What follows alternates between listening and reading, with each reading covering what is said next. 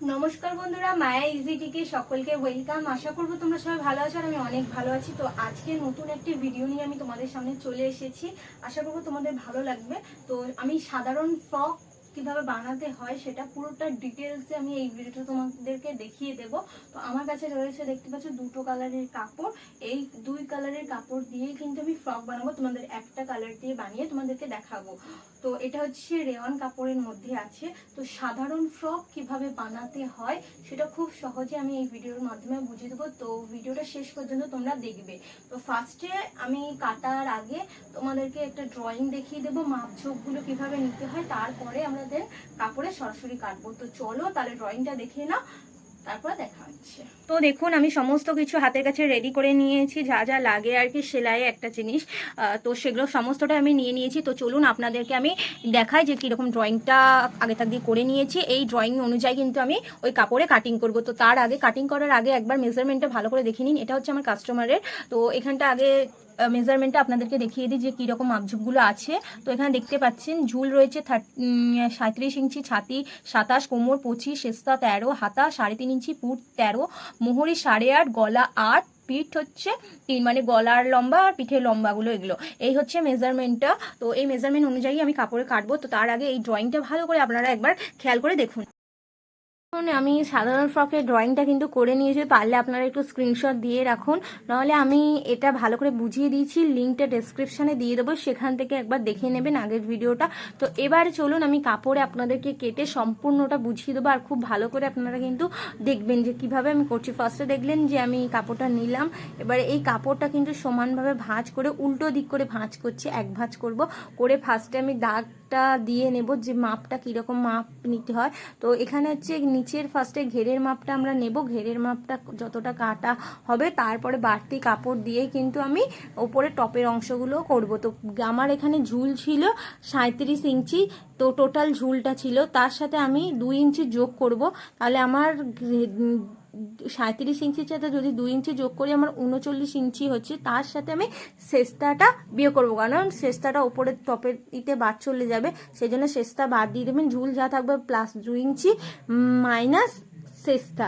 তো এইখানে আমার ঝুল 26 ইঞ্চি হয়েছে। তো দেখতে পাচ্ছেন আমি দুদিকে দাগ দিয়ে দিলাম, দিয়ে সোজা করে দাগটা দিয়ে দেবো, তাহলে আমার কাটতে সুবিধা হবে। তো আপনারা এইভাবে একটা একটা করে কেটে নিতে পারেন, নাহলে আমার ভিডিওতে দেখতে পাচ্ছেন যে আমি আরও আরেক ভাঁজ করে নিচ্ছি, নিয়ে একসাথে কিন্তু ডাবল ভাঁজ করে কেটে নেব। তো এইভাবে আপনারাও করতে পারেন। তো এখানেও আরেকবার দেখে নেব যে আমার 26 ইঞ্চি রয়েছে কিনা। তো 26 ইঞ্চিটা দাগ দিয়ে আমি আবার এটা কেটে নেব। তো এইটা কাটা হয়ে গেলে কিন্তু আমাদের যে ঘেরের ওপরের জয়েন্টের দিকটা, কুচির ওপরে ওই জায়গাটা কেটে নেবো। তো দেখতে পেলেন আমি কেটে নিয়েছি। এরপরে হচ্ছে মেন ইম্পর্টেন্ট যেটা, ঘেরের মাপের একটা নির্দিষ্ট, মানে কুচির পোর্শনে সেটার একটা নির্দিষ্ট মাপ রয়েছে। তো মাপটা কী হচ্ছে, আপনার কোমরের যা মাপ থাকবে সেটাকে 4 ভাগ করতে হবে, করে যেটা বেরাবে সেটার সাথে 2 গুণ করতে হবে। যদি আপনার দেখেন যে কাপড়টা কম রয়েছে তখন কিন্তু এই নিয়মে আপনি করতেই হবে, নাহলে বেশি কাপড় থাকলে কোনো ব্যাপার না, আপনি কুচি দিয়ে সেটাকে পুরো বেশি কুচি হবে।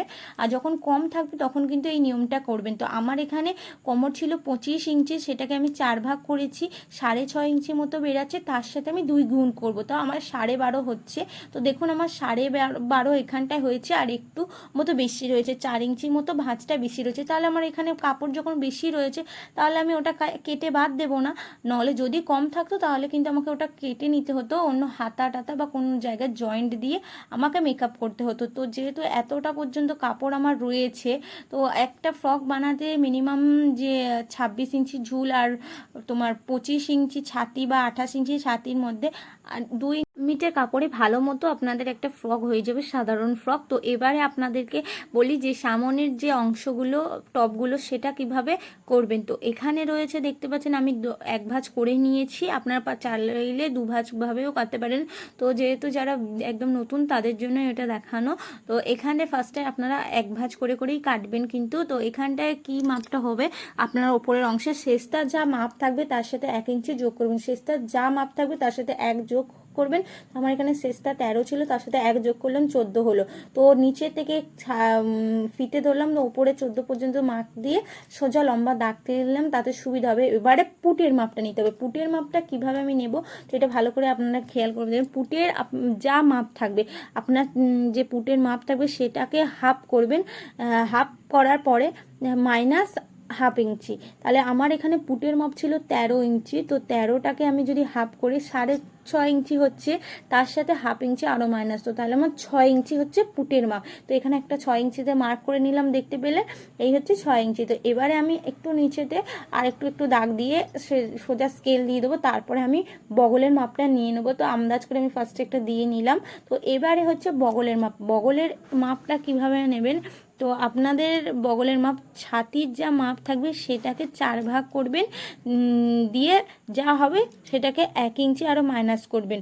তো আমার এখানে ছাতির মাপ ছিল 27 ইঞ্চি, সেটাকে আমি যদি 4 ভাগ করি তাহলে 6.75 ইঞ্চি, মানে 6.75 ইঞ্চি মতো হচ্ছে। তার সাথে আমি যদি 1 মাইনাস করি তাহলে ওই 6.25 ইঞ্চি মতো আমার হচ্ছে 5.75 ইঞ্চি, মানে 5 ইঞ্চি 5.5 থেকে আরও 2 সুত বেশি নেব।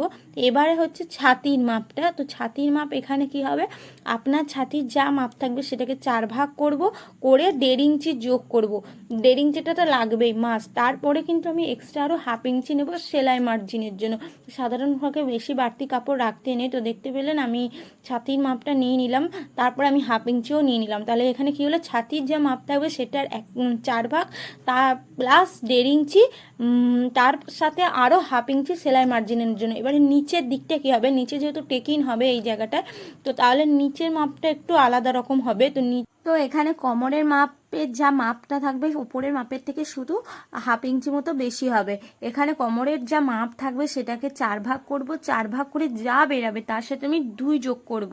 তো আগেটা যেমন 1.5 যোগ করতে হয়েছিল কারণ ছাতির ক্ষেত্রে, আর এখানে 2 যোগ কারণ টেকিনে একটু লাগবে, টেকিনে দিলে তখন আবার মেকআপ হয়ে যাবে, কমে যাবে। আর হাফ ইঞ্চি এক্সট্রা যেমন, তাহলে কোমরের যে মাপ থাকবে সেটাকে 4 ভাগ প্লাস 2 ইঞ্চি প্লাস হাফ ইঞ্চি সেলাই মার্জিনের জন্য। এবার সমান করে দাগটা দিয়ে নিলাম, দেখতে পেলেন হাফ ইঞ্চিও মার্জিনে। আর এটা হচ্ছে আমাদের সেলাই মার্জিনের জন্য হাফ ইঞ্চি রেখেছি, কারণ খুব একটা বেশি ফ্রকের ক্ষেত্রে এসবে রাখা হয় না। আর এখানটা 1 ইঞ্চি ওপর দিয়ে দিয়ে বগলটাকে সুন্দর করে শেপ দেওয়া হয়ে গেল। তো আপনারা এইভাবে বগলটা শেপ দিয়ে নেবেন। এবার গলার কাটাটা, তো গলার কতটা কাটা দিকটা থাকবে, আমি ওপরের দিকটা নিয়েছি 2 ইঞ্চি। তো এখানে আর নিচের যে গলার লম্বাটা, গলার যে লম্বাটা থাকবে তার সাথে আমি সবসময় হাফ ইঞ্চি যোগ করব, কারণ হাফ ইঞ্চিটা যোগ করতে হয় সেলাই উপর নিচ থেকে ভাঁজ চলে যাবে। তো এখানটায় গলার যা মাপ থাকবে লম্বা তার সাথে হাফ ইঞ্চি যোগ করব। আর নিচে একটু ছড়ানো হয়েছে তাই আমি গলার কাটাটা 2 ইঞ্চি নিয়েছি, নিচে ছড়ানোর জন্য 2.5 ইঞ্চি নিয়েছি, নিয়ে সুন্দর করে গোল করে শেপ দিয়ে নিয়েছি।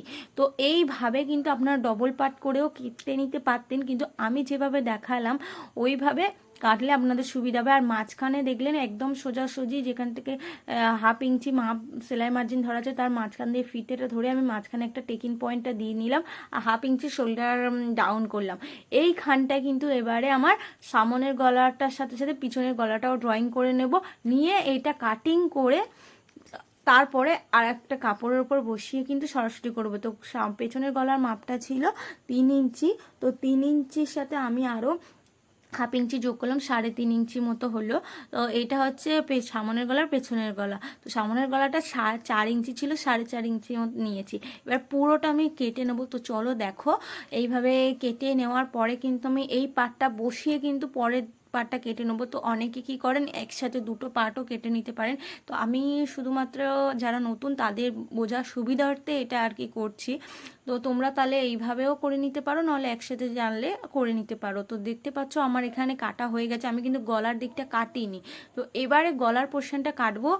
আগে আমি পেছনের পোর্শনটা কেটে নেবো বসিয়ে, তারপরে আমি গলার দিকটা কাটবো। আর 2 দিকে কিন্তু টেকিন হবে, সামন পেছন, সাধারণ ফ্রকের ক্ষেত্রে। তো দেখতে পাচ্ছেন আমার ওই দিকটা রয়েছে, হাতের দিকটা ভাঁজ করা দিক, যেমনভাবে আগে সামনের পোর্শনটা কেটে মাপ নিয়েছি সেমভাবে পেছনের পোর্শনটাও তো একই সেম মাপ থাকবে, শুধুমাত্র গলার দিকটা চেঞ্জ হবে। তো গলার দিকটা দেখতে পাচ্ছেন আগে কিন্তু আমি পেছনের গলার দিকটা কেটে নিচ্ছি, নিয়ে যেমন আছে তেমন সমস্ত কিছু রেখে আমি মাপ বসিয়ে কেটে নেব। তো এইভাবে করে নেবো। তারপরে আমার সামনের গলাটা এবার কাটিং করতে হবে। তো চলো দেখো আগে ভিডিওটা। তো কিন্তু তোমরা অবশ্যই আমাকে জানাবে তোমাদের ভিডিওটা কেমন লাগলো। আরও নতুন নতুন ভিডিও দেখার জন্য চ্যানেলটা সাবস্ক্রাইব করে রাখতে হবে। আর তোমরা যারা আমার ভিডিওটা এখন দেখছো অবশ্যই কিন্তু একটা কমেন্ট লাগবে, কোনো জায়গায় যদি বুঝতে অসুবিধা হয়। তো দেখতে পেলে আমি তারপরে কেটে নিলাম সামনের দিকের অংশটা। তো এইখানটা দেখতে পেলে এক ভাঁজ আগে থাকতে করে রেখেছিলাম, তারপরে আবার এক ভাঁজ করলাম, মানে টোটাল এখানে দু ভাঁজ কিন্তু করা রয়েছে। তো এটা হচ্ছে হাতের জন্য।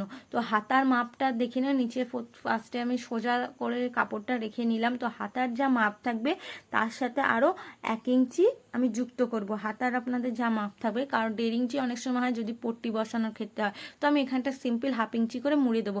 তারপরে লম্বা একটু নিয়ে নিলাম। এবারে এখানটা মেন যেই মাপটা আপনাদের যে হাত বগলের মেন ফেব্রিক যেটা কাটলেন ওটার বগলের মাপটা এইভাবে গোল গোল করে নিয়ে নেবেন। তো বগলের মাপ এখানে আমার 7.5 ইঞ্চি হয়েছে। তো 7.5 ইঞ্চি লম্বাটা নিয়েছি। এই 7.5 ইঞ্চি লম্বাটা সোজাসুজি একটা দাগ দিয়ে দেবো। দিয়ে কিন্তু এবারে আমি ওই দিকটা পুরো 7.5 ইঞ্চি হয়েছে, আর নিচের দিকটা 2.25 ইঞ্চি মতো একটু ডাউন করলাম। তারপরে মুহুরির মাপটা আমার নিতে হবে। এইটা টেরছাভাবে এরকম দাগ দিয়ে নেব। দেখতে পেলেন যেমন ভিডিওতে দেখতে পাচ্ছেন সেম কিন্তু এইভাবে আপনাদেরকে করতে হবে। এবার মোহরের মাপটা, মোহরের যা মাপ থাকবে সেটা হাফ প্লাস আপনারা যতটা বাড়তি কাপড় রাখতে চান। আমি এখানে 1 ইঞ্চি মতো বাড়তি কাপড় রেখেছি। তো এখানে এইভাবে বাড়তি কাপড় সব ধরে আমি মাপটা দিয়ে দিলাম। তো এখানটা ওইভাবে তেরছাভাবে দাগ দিয়ে, আর বগলের যেখানটা মাপ নিলেন আস্তে করে এরকম সুন্দর একটু ঢেউ খেলানোভাবে শেপটা, হাতের শেপটা দিয়ে নেবেন। তো চলো কেটে এরকম শেপটা এলো তোমাদেরকে দেখায়।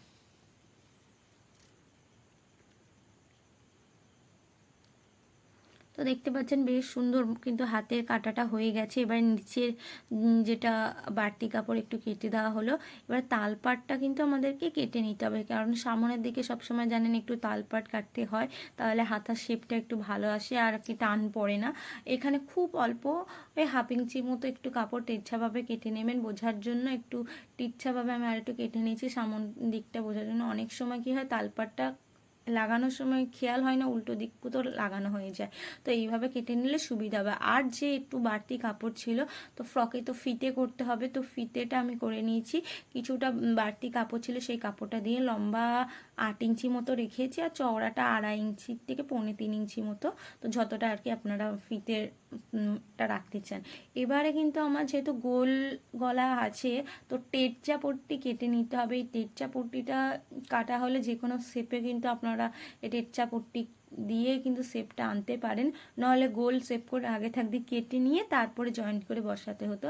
তো এইভাবে কিন্তু আমি দেখতে পাচ্ছেন টেরচা পট্টি কেটে নিয়েছি। টেরচা পট্টির মাপটা হচ্ছে 1.5 ইঞ্চি করে। তো আমি সমস্ত কাটিংটা তো আপনারা দেখলেন। তো ভিডিওটা কেমন হয়েছে অবশ্যই আপনারা জানাবেন। কোথাও বুঝতে অসুবিধা হলে আমাকে কমেন্টে জানাবেন।